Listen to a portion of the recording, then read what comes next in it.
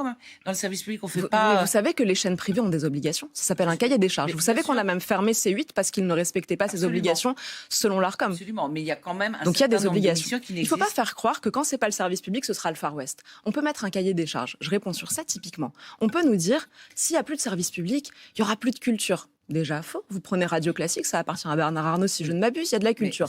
En plus, la logique c'est économique de Radio Classique n'est pas la même comme si... que celle de la télévision. Non, vous avez raison. Celle de la télévision publique, c'est une logique d'engloutissement des impôts des gens, donc qui est toujours déficitaire. Je peux vous donner plein d'exemples, mais typiquement, si je reprends sur la culture, ça n'est pas comme si... Pardonnez-moi pour France Info, ça n'est pas comme si vous passiez des concerts philharmoniques à 20h et des tragédies grecques le matin. Non. Bon, donc une fois qu'on a dit ça, vous faites ce que font les autres chaînes info. Et vous le faites correctement d'ailleurs.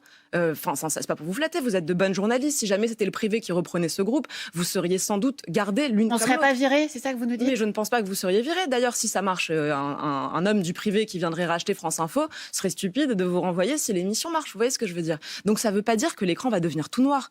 Privatiser, ça veut pas dire que la chaîne disparaît. Moi, je suis pas comme Emmanuel Macron qui veut virer Énergie et C8. C'est pas trop mon modèle.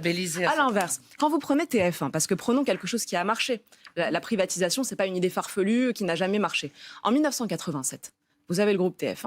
Donc la première chaîne, qui est vendue au privé. Pouvait absorber ça. Qui est vendue au privé. Mais vraiment, vous êtes soucieuse d'intérêts financiers du privé, c'est fabuleux. Je ne suis soucieuse de rien. Ça s'appelle la concurrence. Il y a un marché. Il y a un marché. Il y a un marché, comme sur tous les marchés.